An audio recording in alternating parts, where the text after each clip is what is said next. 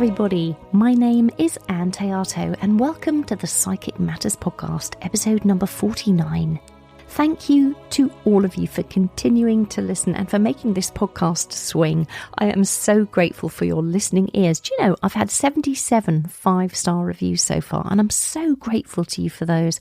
Written reviews really do help the podcast to move up the podcast charts. And you know what? We got to number 3 in Hungary last week. I mean, it was amazing. I'm so thrilled. So if you're enjoying listening and learning loads from the content, maybe you could pay that forward a little and write a review for me on iTunes or Stitcher, because if Psychic Matters moves up the charts, then it grows the listenership and it reaches more people across the globe who may not be able to afford to take classes or who live in countries where there are no training facilities. So to leave a review, it's pretty simple. Just go to iTunes or Stitcher, search for Psychic Matters podcast, scroll down to the bottom, and you'll see a button that says leave a review. Thank you so much for doing that. This week in the studio, I had a wonderful time chatting to Spiritualist Medium Berry CSNU. In this episode, Adam talks very openly about the huge difficulties he overcame during his teen years and how his own struggles with living and with learning have led to him feeling huge compassion for others in a similar situation, always believing in them when they don't necessarily believe in themselves, and always encouraging them to be the best they can be. Get yourself a coffee, or if you've got Irish blood like me, a nice cup of tea, and get ready to listen to this beautiful episode on how, with a little human courage and the help of inspirational mentors and our spirit team, we can learn to tackle anything that life throws at us. We're very lucky to be joined here in the Psychic Matters studio by Spiritualist Medium Berry. Adam, welcome to the Psychic Matters. Thank you, Anne. It's a pleasure to be here. Thank you for inviting me.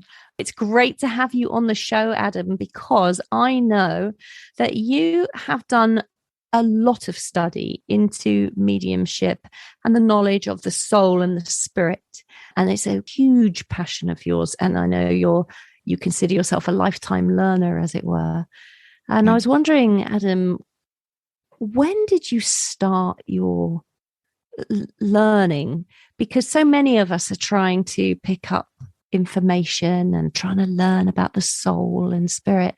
But when did you begin? Did you begin like when you were very young or in later years?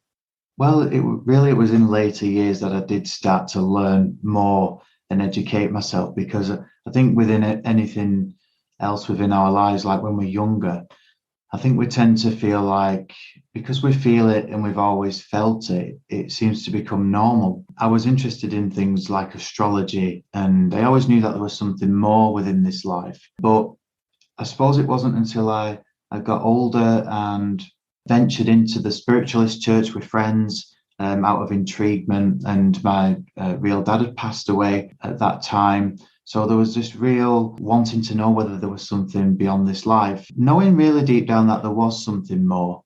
I always knew that there was something more, but I also felt that I wasn't part of this life as well. So with emotional problems that I did have during my upbringing and in my teenage years, I had an alcohol problem, which was a huge train crash in my life, that you start to question where your place is within this world and what does my life really mean. And I suppose it was a slow, stagnant stage process within that, joining various groups. I was involved in Alcoholics Anonymous for a time, and that was obviously for the effects of my illness with alcohol and my addiction to alcohol. But that led me on to a spiritual experience through the 12 steps, because it's a program that helps you within life. But it was actually venturing into the spiritualist church that actually changed things for me, because I started to, I suppose, understanding something outside of myself, understanding that there is life after this physical death, having that comfort, knowing that my dad was okay in the spirit world, and that there is no death. I mean, it's a wonderful thing to know, I suppose, and believe in. I think you have to believe in it first to actually know and understand it. And that then comes in turn with education, because as I started to attend the Spiritualist Church over the years, I sat in circles, awareness classes, went on workshops, went to the Arthur Findlay College in my early 20s. That opened up another avenue. So everything that I went to sort of opened up another experience and a quest and a thirst to understand more. But I suppose it was when I started to deepen my knowledge. I was going to the Arthur Findlay College, and I was on the week of Glenn Edwards, and he was very much educated me about sitting in the power. Which I didn't know what the power was. And after that time, I did actually start searching for the power for about 11 years after that. But it was my first experience within the power. And I suppose after that, I became a bit of a workshop junkie, going from workshop to workshop. But it wasn't until I was put in contact with Mavis Pittilla, who was local to me, and I'd heard so many wonderful things about her. And to cut a long story short, really, I went on Mavis's mentorship. I was invited, well, I was accepted, should I say, on Mavis's mentorship, which was a very much a synchronistic process in itself, a very much meant to be moment. So much so, I didn't know whether I actually belonged on that course at a time through what people had said to me, because someone had really crushed my confidence before I actually embarked upon the course. It was probably a few weeks before I was going on the course, and somebody had sort of belittled me because it's so easy being sensitive as well to take on things what people say and to make yourself feel worthless and you don't deserve things and so on and so forth. So it was a real big thing for someone so shy to embark on this big thing, this big process within life, to actually think, well, am I actually a medium? Well, this is the time that will actually show me whether I am or I'm not. There's obviously, I'm drawn to this for some reason. And it was Mavis that throughout all the years that I'd learned from the different workshops, from different people, from some wonderful tutors, some not so great teachers that you learn from as you go in ahead. Mavis just threaded all that together like a tapestry. So it was like she just knew the soul of me. And it's as if like she picked me up and she nurtured what I was supposed to be. And she knew the pain that I felt when I stood up in front of people. She said to me, Adam, you may be shy, but your soul isn't. And them words really stuck with me throughout that time.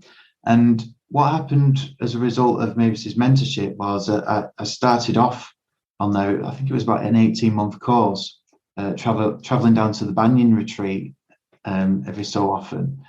And I started to build up confidence, and I learned about prayer. Mavis said to me, you're not a prayer, Adam. I think she had to write a prayer out for me because I found prayer was something that was personal, and I'd say my own personal prayers and maybe a lot of begging and asking. That was what prayer was to me. But Mavis taught me that prayer was about gratitude of everything that we have. It was about setting intention of what we're about to do. It was the sacredness of life. This power, this God force is our life and all that ever has been, all that ever will be, and all that is. And within that power, she brought through my inspiration. She nourished the inspiration within me to be able to find my voice. It was something that I struggled with throughout my life, was to find the voice was my voice really relevant in this world.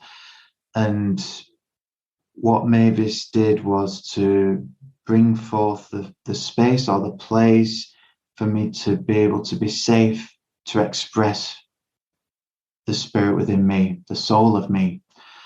And in turn with that as well, because she encouraged my mediumship. She would take me out. She took me out on the platform a couple of times, and she also took me out teaching, which was a wonderful experience. And it was something I'm thinking, why is she taking me out teaching? And I remember her saying to me, I'm proving to you that you are a teacher. And she set up these exercises for me with the students, and it was really wonderful, really, because even though she's a mentor and she is now a friend as well, at the time it was like she treated me as an equal.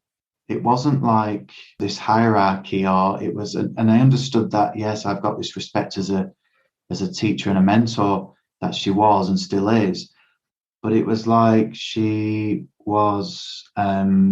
We were colleagues at that point, and it just felt in that way. But Mavis was the one that brought in the passion for philosophy for me, because I was never a speaker. I was never someone that would get up. As soon as I got up in front of people, I'd want to sit back down.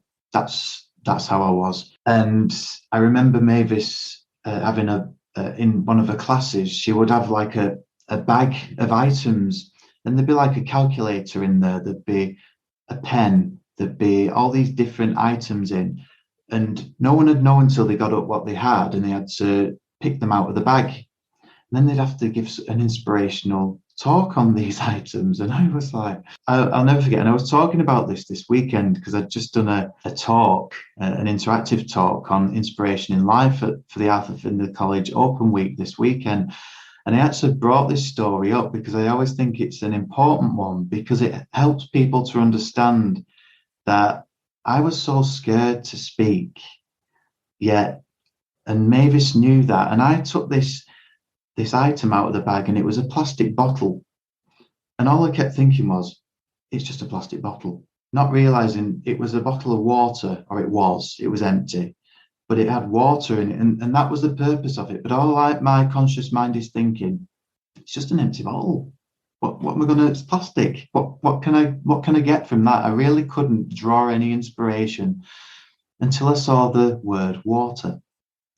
And then when I started to look at the word water, it started to flow into the streams and the rivers and the oceans, and now we are at one. And I must have lasted about 2 minutes speaking, and then it was like, and Mavis went, well done. Excellent. Go and sit down. She knew how painful it was for me to stand up there and deliver that. So she really congratulated me for doing that. So as time's gone on, throughout Mavis's mentorship, really, I embarked on the SNU qualifications, the platform accreditation scheme, which then led on to the CSNU. I won the Gordon Higginson Memorial Scholarship in 2016. So that was a big wow for me, because I never win anything. So it was like, wow, really? But that helped with my education and furthering my knowledge of the soul and the spirit.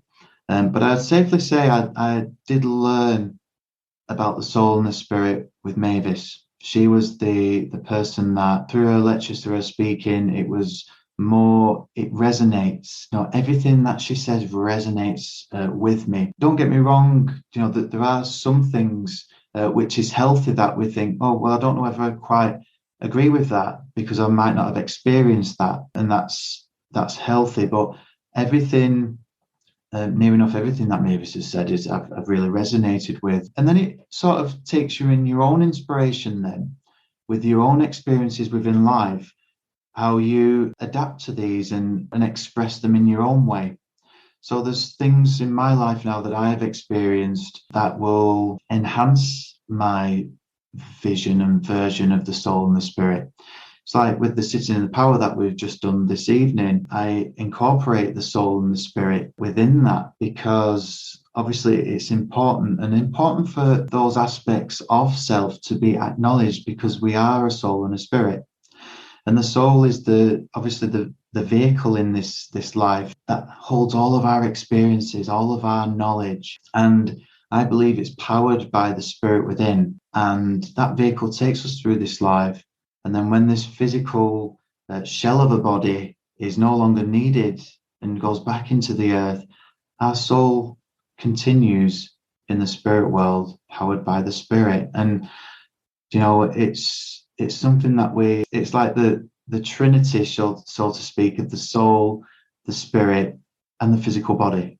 Yeah, I mean, it's beautiful the way that you speak so passionately about inspirational speaking. And it's very interesting hearing your story about how shy you were and how painful you found it initially to just, like you say, actually just find your voice and speak in front of other people, and then to speak from a place of inspiration. So I know this has become a real passion of yours, Adam. So how are you using your inspirational speaking? You're teaching it, I know, and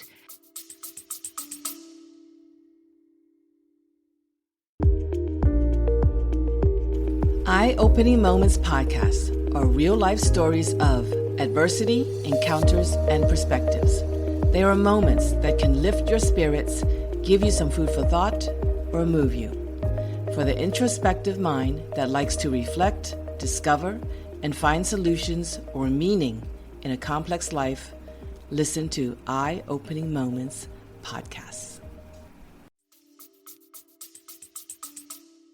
Yeah, well, it sort of was a gradual thing that obviously it didn't come overnight. It's something that through experience and for me wanting to know more too, it's sort of like with the SNU courses, they give you guidance on how to present yourself in certain ways, how to breathe and how to just little tips on things like that. So that all sort of went hand in hand with this. But I've always sort of had a creative mind, but never been someone to be able to take it forward to express it.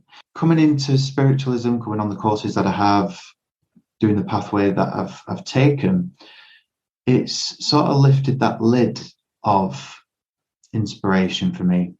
So, for example, I started to write poems, and it started off where I would want to write about something in a cathartic way, whether it be something about my life that's gone on in the past, something that might have been kind of painful, something that might have been happy, or something that I was struggling with, and you just want to journal. Some people journal and things like that.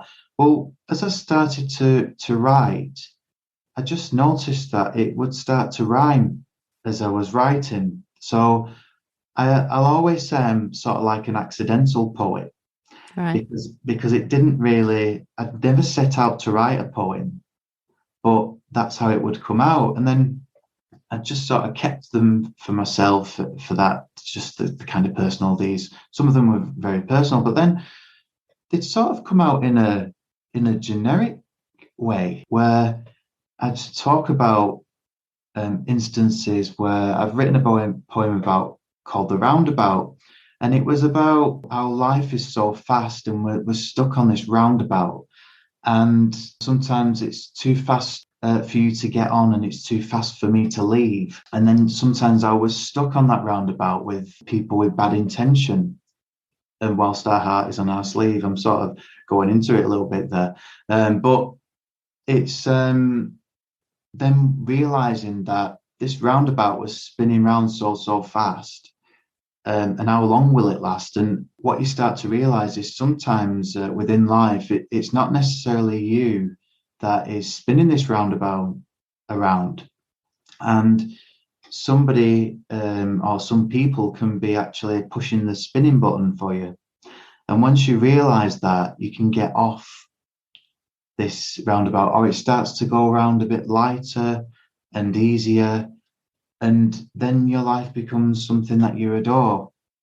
So that's where the poem started from, this frantic, chaotic place that ends in something that was really quite nice. And I've written about grief. I've written about my alcoholism. I've written about acceptance, peace. There's all these different things that sort of tap in. But I started to realize that because I started sharing them on Facebook and social media and just with friends, putting a nice background on them and posting them. And then I just got so much sort of feedback by saying you should publish these, and so much interaction with these poems that people could relate to them, because they're relatable. I'm not a one with all big fancy words and things like that. So they're just quite kind of simple, really, and very relatable to people's lives. And I just found that as time went on, people were saying it more and more and more. And my dear friend Suzette, she actually said, you need to share these to the world, these poems. And but she said, but you need to stop sharing them. You need to stop sharing them publicly.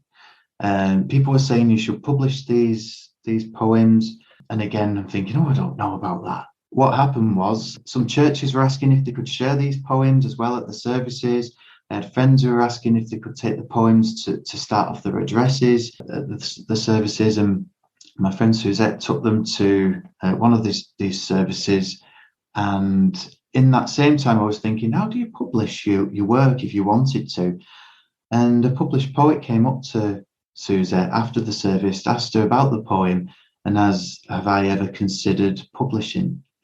So that was then, it was like that synchronistic meeting of somebody actually who was a published poet thinking, gosh, that it's good enough to be published. So it then sort of sent me onto an investigation of looking at how and what to do. And now Soul Rise, which is the name of the book. Instead of poems, I call them soul expressions by myself. That name was born from a poem that I've written called Soul Rise.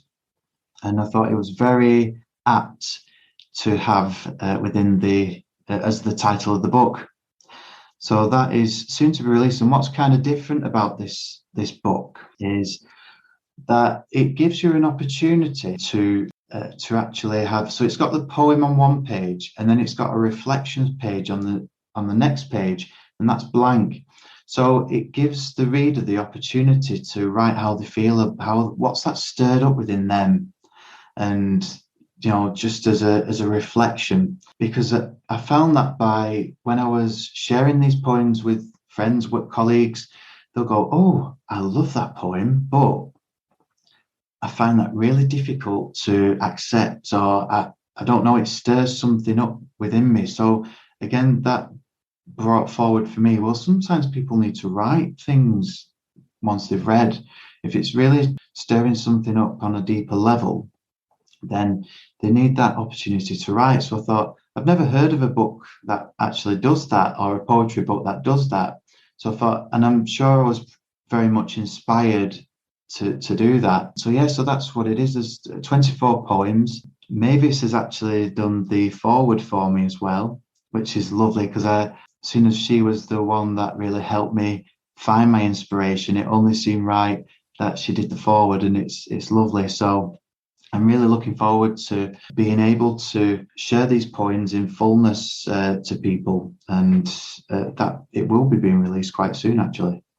Adam, it just sounds so beautiful. What a lovely thing to do, to allow the reader to interpret your poems in the way that they feel in that moment. I think that's really beautiful.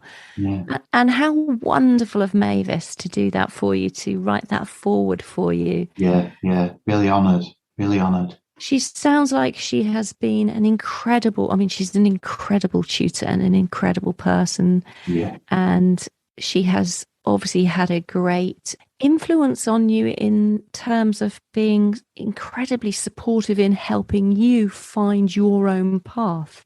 Yeah, absolutely. And she's taken you out teaching, and I know that you are now teaching. So you must be, I don't know, let me put it to you this way.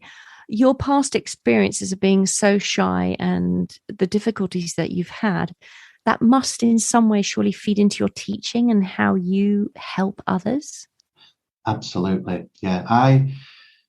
I'm sort of like, I see myself as a teacher that nurtures, and more than anything, because I'm dyslexic as well. So I always have to make sure that people understand fully what's been said. I always want them to experience the fullness of the experience that it's meant to be. I'll always worry about teaching as well. I'll always worry about putting the content together, because I just want to make sure that the learning experience is at the fullest of what they can experience. And sometimes it's kind of nervous because you're coming from a vulnerable place as well, because you're working with your inspiration to help and facilitate and also teach those students. And really, we're working with something that's so sensitive and so sacred within each and every student that you have. So it's only right to be nurturing that with them and to find the naturalness within them as well, because I know I've been in the past in certain education or whatever, where it's drilled into you to do things in a certain way, and you can be crushed for your own inspiration. You can be crushed for your own self-expression, and we really can't be one thing all the time, because we're many different facets of whatever we are to the world, whatever the world has done to us and whatever we bring to the world. And we're all unique in our own passions and self-expression. So it wouldn't be right to just fit us all in one box, but for us all to sort of dance with the spirit in our own unique, free way.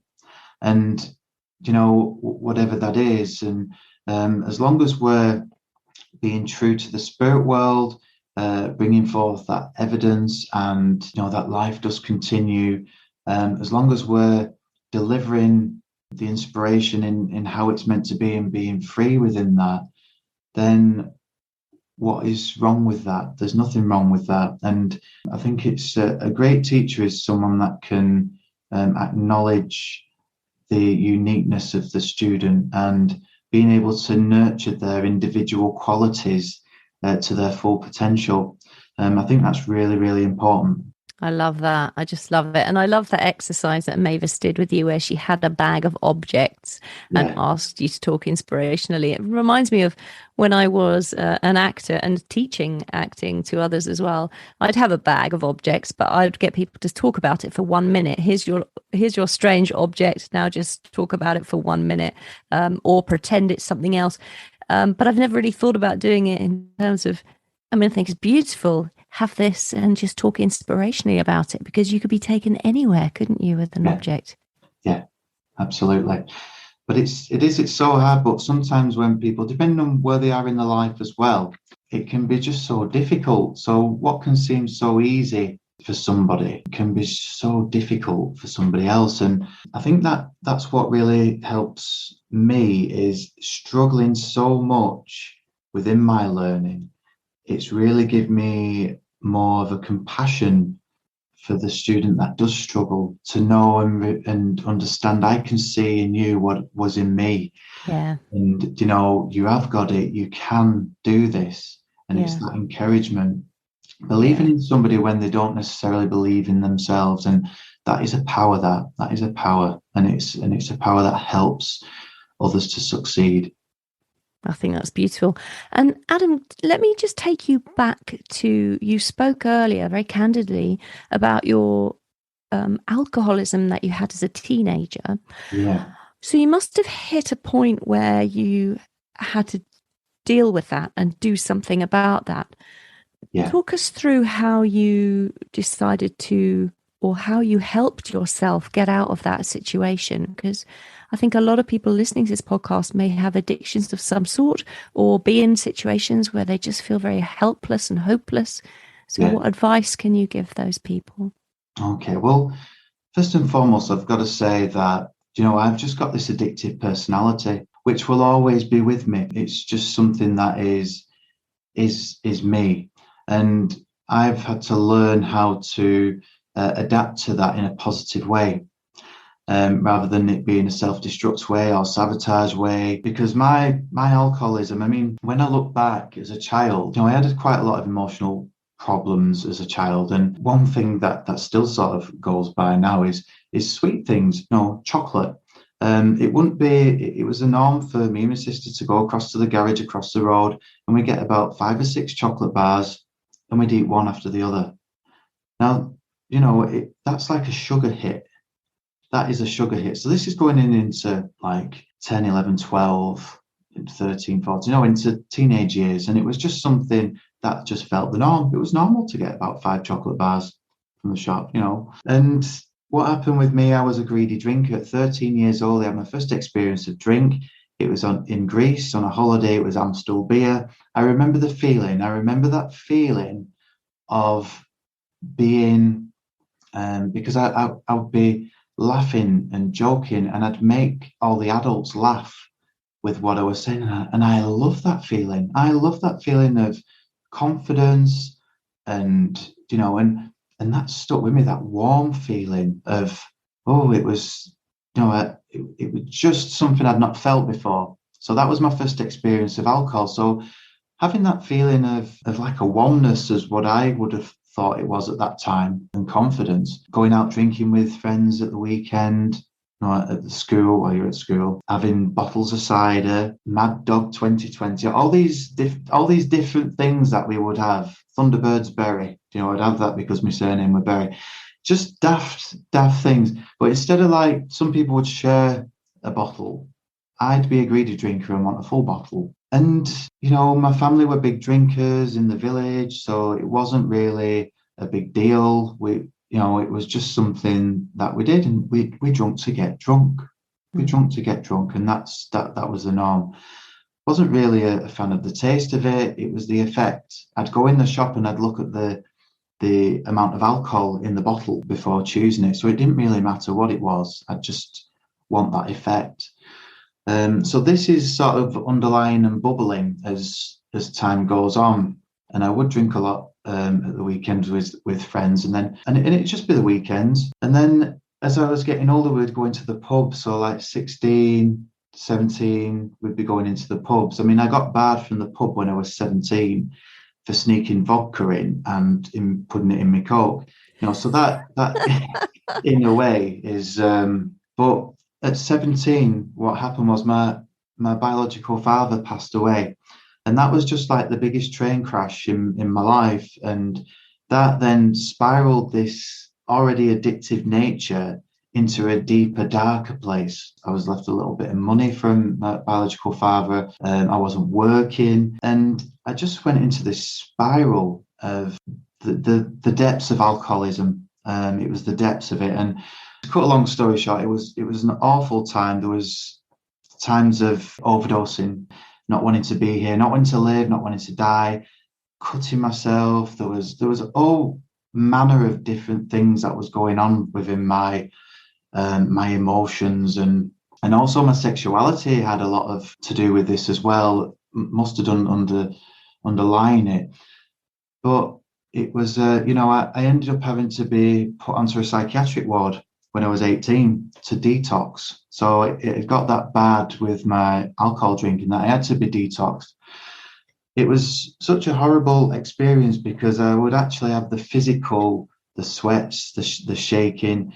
When I needed a drink, it's like you need the drink. You feel like you don't know what you're going to do without it, and you need this drink. It's as if like your life depends upon it, and you're actually retching whilst trying to put this drink down. It was an awful place to be, but you could never. It's as if like you was in this vicious cycle and circle, and you just couldn't get out of it. And things would happen, and you just want to forget about things. You wanted to suppress this emotion, but drink would bring out the emotions in you as well. So it's like this horrible vicious circle. But it was the physical side of it for me that I had to be admitted into the psychiatric hospital and put on these strong tranquilizers called Librium to detox from alcohol. And because of the severity of it, obviously you have a psychiatrist when you're in there. My real dad had schizophrenia.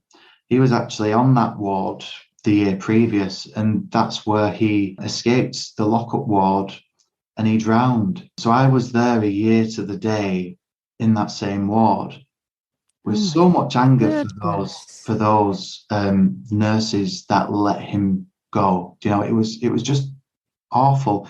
It's as if like rubbing salt in the wounds, but they were treating me, they were pumping me full of drugs for treating me for manic depression.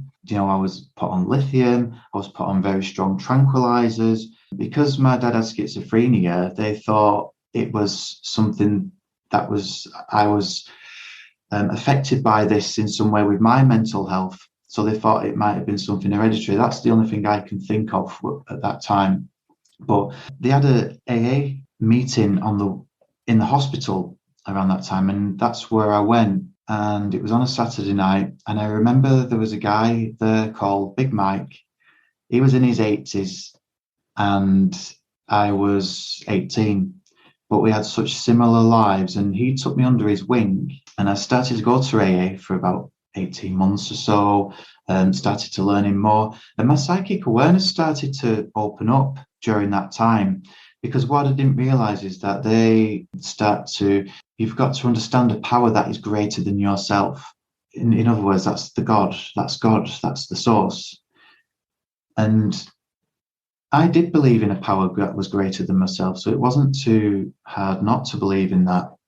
But following that sort of program and being sober, my sensitivity was heightening, and psychic experience was happening. I just knew things were going to happen, and just a whole manner of things started to happen. But I was 18 when I went there, and then when I was 19, I walked into the Spiritualist Church.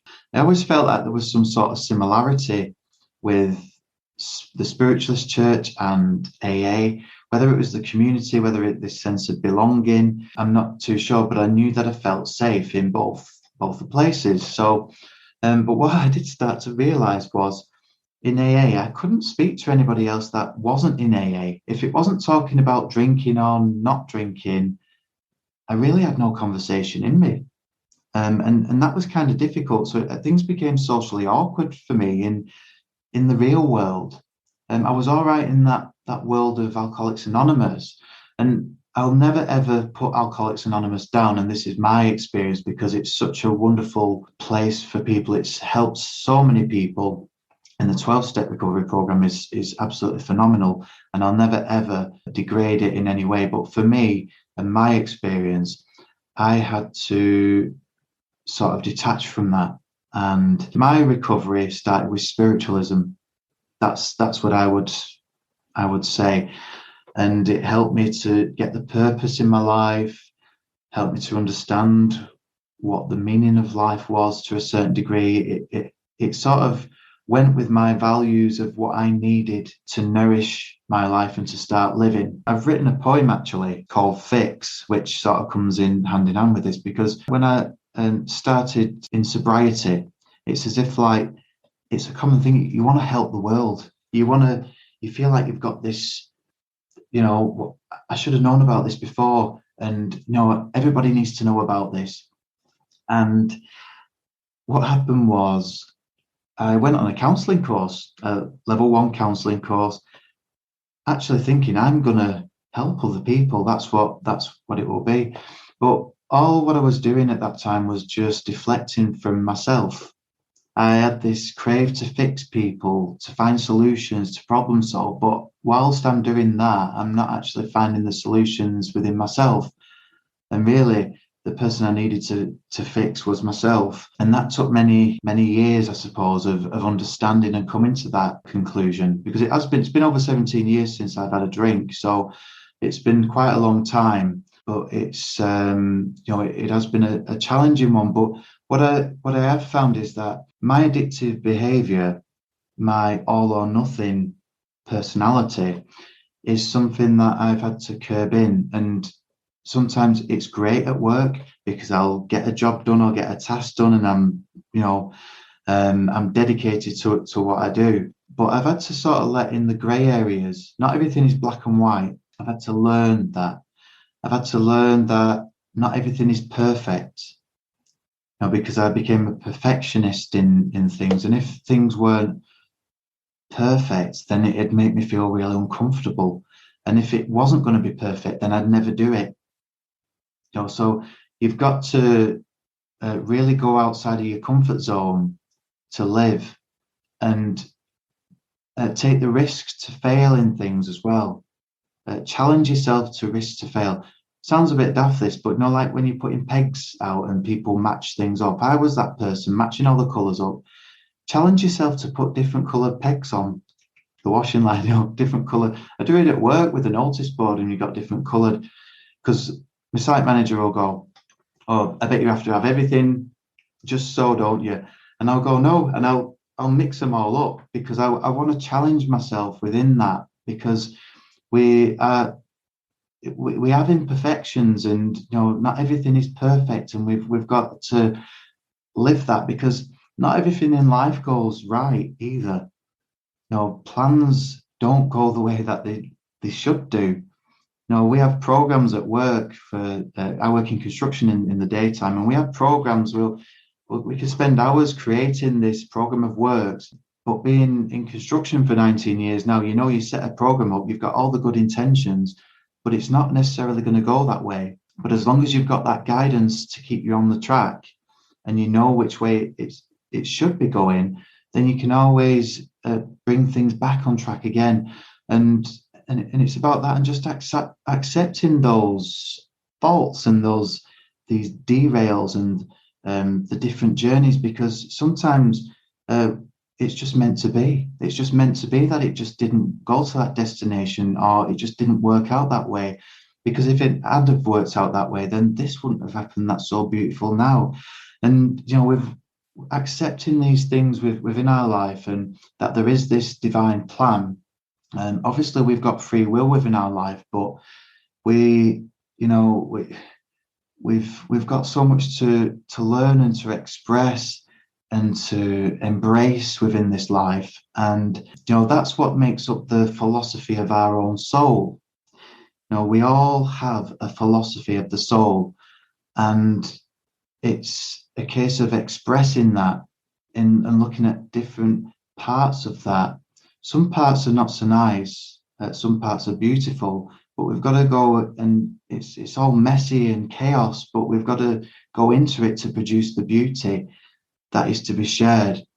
And I also believe too that when we look at the philosophy of our own soul, being a medium, it also helps to understand the philosophy of the souls in the spirit world, because the more that we learn and understand about ourselves, the more of the understanding, or the tools and the expression that the spirit world can have upon us to deliver that message that is meant to be, without judgment, without prejudice. We can be that messenger of healing between the two worlds, for that spirit communicator, for that loved one in the spirit world. And the more that we know ourselves, the more that we allow ourselves to be vulnerable, is then that gives us more of an opportunity to feel within life. I went through a time within life where I didn't feel much. I suppressed everything, and it was a horrible place to be. Until that lid lifted, that's when I started to live. And I believe the only way out is through within life as well. We have to get through things. We can't avoid things, because it's only so much time that things get bottled up and bottled up. That was the scenario with drinking. That was the scenario with substances, because we want to have something that will smother those feelings or enhance those feelings, and it's about embracing what those feelings are, understanding why we're feeling that. Don't avoid them, because if we avoid them, then it's just going to build up, and then that could lead into a self-sabotage, that could lead into self-destruct, or however we want to put it. It can even it can lead to your behavior and how you are with other people, and how you react and interact. So understanding self, understanding soul, and who you are in this world, I think it's a really important aspect that we sometimes miss because of the stresses and the worries and the concerns that we have within life. They can be just sort of like the detriment to our understanding. So I think it's really important for that times for self-development. I believe the poems that I've written are that cathartic process, and it's been an expression of my soul for other souls really to tap into and have that acknowledgement of, oh yeah, I understand that. And it's very much like I'm an accidental poet. And I love Alanis Morissette, the singer. And, you know, every album that she's brought out, it tells a story of my life. All the lyrics, they're my lyrics. And when you listen to those lyrics and you can incorporate that in some aspect of your own life, and you sing it, and you're singing it, and you know it's your life, and this is me. And then when you hear the story of why them lyrics were written, it's what, I didn't think it was that. That doesn't match up to what I was feeling, and that's what poetry is to me. So that is an aspect of my life and my experience, but it will draw out the many different aspects in different people's lives. And it was accidental, but I'm just, it's lovely to do it because you do actually go into this power. You can be inspired by a word. You know, I can be talking with friends and they'll just mention a word and that word will stick in my mind, and then something else will come in, and then that starts to build up this poem, and I just feel like this impulse to write. And if I was to say, right, after this, now I'm going to sit and write a poem, it just wouldn't happen. It has to be this trigger of inspiration.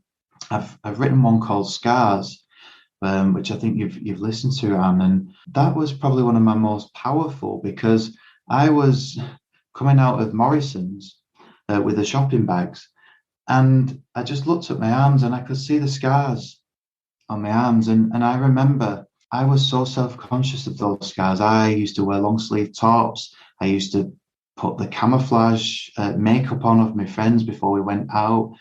I was so self-conscious. And this one day I just looked and I thought, do you know what? I've not thought about them. I've not even thought about them for years.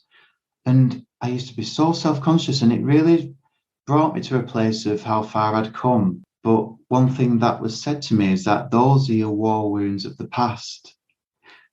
And so the scars, I need to write a poem about scars. I didn't know where it was going to go, but I knew war wounds had to be in it. And, you know, and then that's what came, is the result of the video that I shared. So, yeah, and all of them have got an aspect of that in one way or another.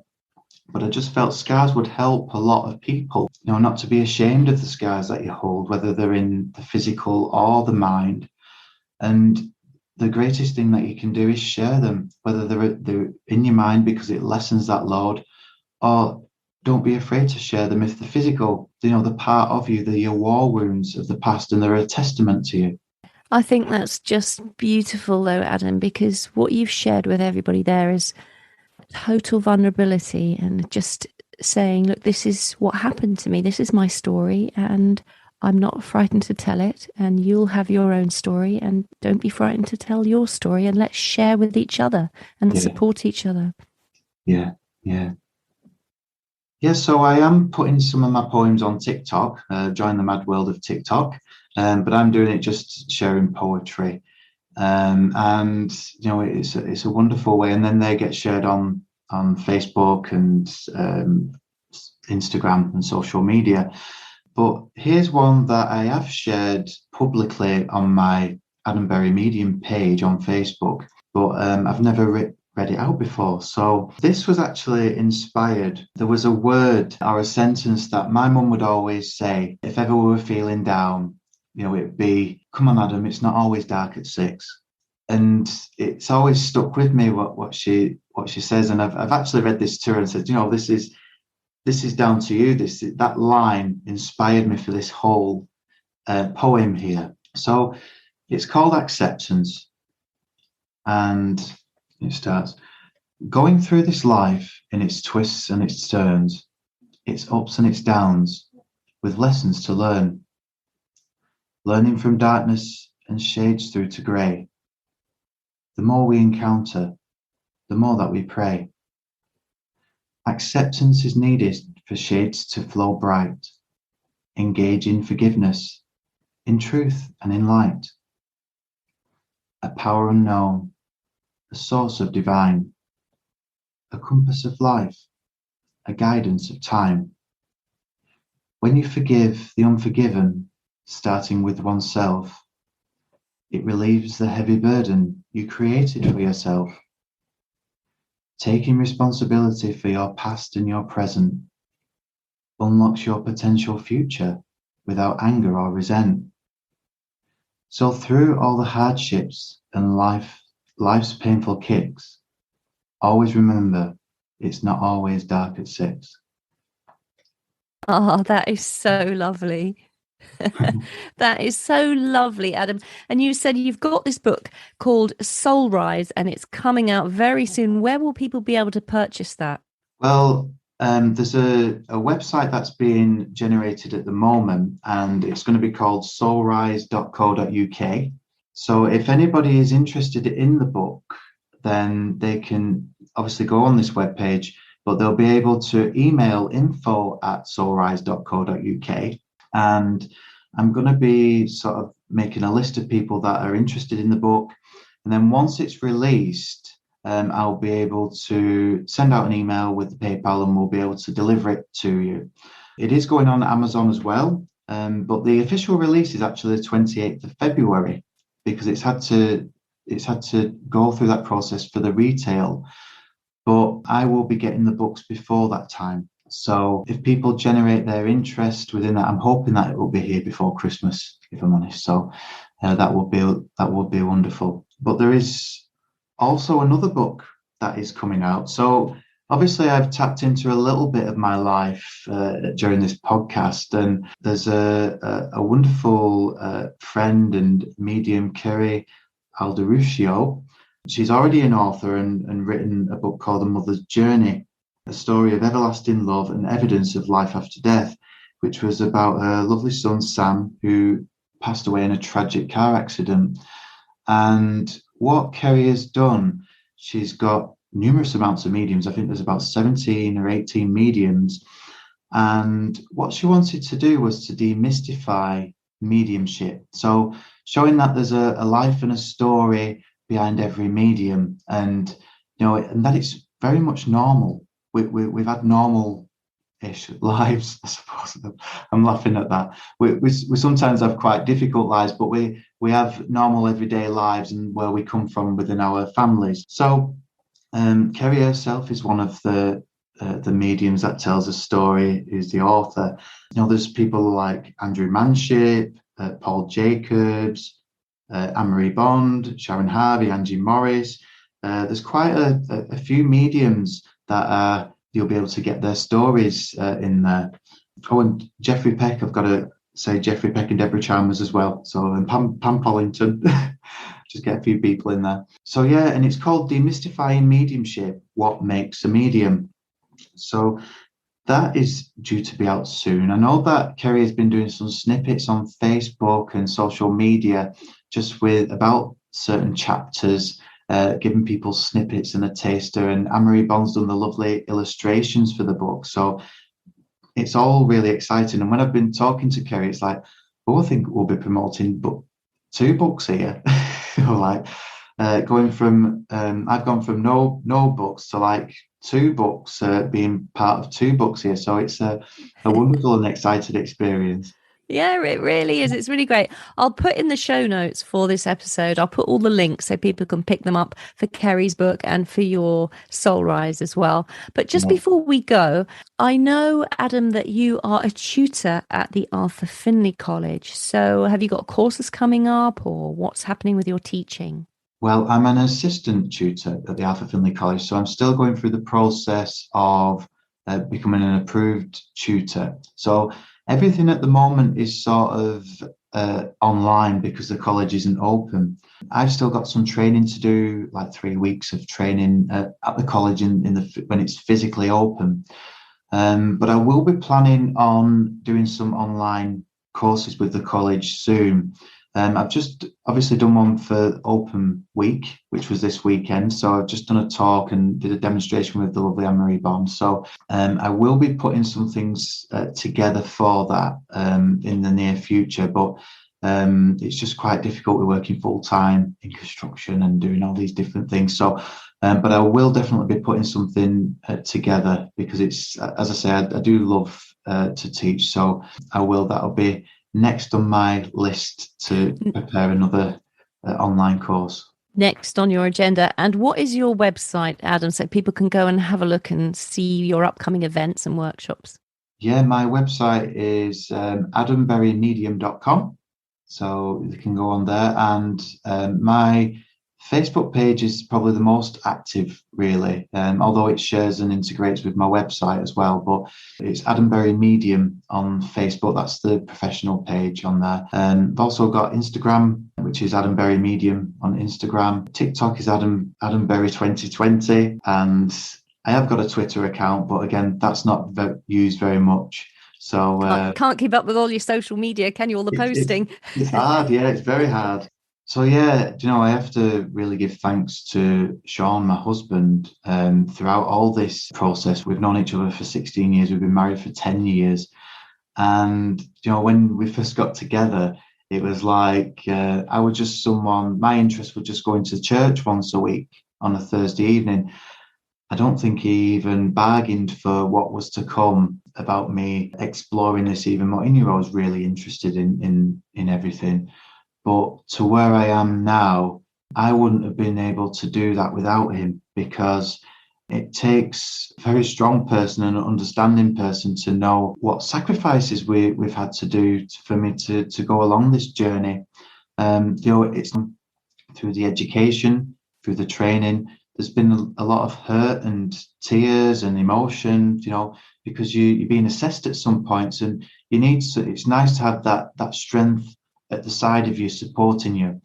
And really, he's out of all this as well. So, but he's got the knowledge of it. So he's always there to ground me. He's always there to support, to pick me up if I need it. If I feel like I'm going to give up, he'll be the one that believes in me more than myself sometimes to continue even further. So, and I have got some wonderful friends as well, which is a blessing, and very lucky with that. But like Sean is my best friend. He's just my biggest cheerleader that I've got. So I'm always ever so grateful for him. How beautiful. Oh, thank you for sharing that about your beautiful husband. Thank you so much for talking to us. Oh, one thing I did want to say before we do finish is you on a Monday evening have these beautiful half-hour sessions of sitting in the power. Just say a little bit about that, because I was privileged enough to be able to sit with you this evening and sat in the power with you and your group. So just say a little bit about that if you would. Oh, yeah.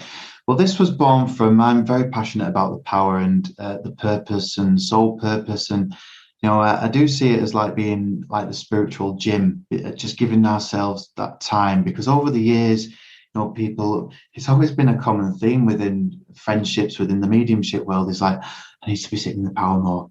I need to be doing it more. And what I did when I was president of Rottenstall, I introduced sitting in the power as an evening on a Monday night, and people would come physically to sit in the power, and it'd be sitting in the power hour. And it was really successful. And then obviously we went into lockdown, and I then took that online onto Facebook Live. It was wonderful. At the beginning, you have like between 40 and 50 people doing it. It was amazing. And, I've consistently just kept it on a Monday night. It was an hour at first, but we've put it to half an hour now, because it's just different online. To being in the presence sometimes, because I put a little bit of music on, which I wouldn't do in the church, just so that you've got that connection there, and you've not lost me and I'm not talking to myself. Yeah, it's just that time. I call it the soul time with the divine. So you're more than welcomed. If you come and follow my page, Adam Berry Medium, then you will get notified when I do become live. And I usually come on about 2:45, 10 to 7 every Monday night. So it just gives people, I just have a bit of interaction with people beforehand. If there's anybody new, I'll just explain what's going on. But yeah, I've got some real diehard sitting in the power people that come every week now. And it's just wonderful. And it is a community supporting community. So what I've done is anybody that comes, it's free will, it's free. I'm doing it free of charge. But if you've got a local spiritualist church centre or local spiritual community, obviously we've had lockdown, which people have been suffering in this time financially. Now, if you've got a local spiritual community that is in need of support, then donate to them. Donate and help your local spiritual communities out. And what I would do, I ask people to just name the communities in the comments box, and then I'll tag them into the next event so that they know that they're being supported. Yeah, it's a lovely thing. I really enjoy hosting it. I'm just a facilitator for everybody's own personal spiritual experience, but it just gives people that time. The feedback's wonderful. I just love how people loving it, and I just want to continue to keep on doing it. So everybody, whatever you believe, is welcome to come and join me on Sitting in the Power on a Monday night. That's so fabulous, Adam. Thank you so much for talking to us and just explaining what makes you tick as a medium and the kind of work that you've done in the past. It's been so inspiring talking to you. Thank you so much. Thank you, Anne. Thank you. It's been a pleasure. Adam Berry there, everybody, an incredibly humble man who so far has taken an incredible spiritual journey through his life. Do consider going along to Adam's Monday night Sitting in the Power sessions. They are only half an hour and they are an absolute must for those of you who wish to advance along your own spiritual path. All the show notes for this episode, including a complete transcript plus resources and links for everything mentioned, can be found on my website, anntheato.com. ANNTHEATO.com. So do head over there to the podcast page and pick those up. You can take a quick look while you're there at the training courses I've got coming up. You might just find something that you love, and I'd love to see you in class. For now, I just want to thank you for being a fantastic listener. I really do appreciate your listening ears. We are now just over 18 months old and have reached almost 38,000 downloads of this podcast worldwide, which is an incredible achievement and one of which I'm truly proud. I could not have done it without you. Thank you for your support. Huge thanks to my guest this week, Adam Berry, for sharing his knowledge with us. And do let us know on the Psychic Matters Facebook group page what you thought of this episode. I'd love to hear your feedback. Wherever you are in the world, my name is Ann Théato, and thank you for listening to Psychic Matters.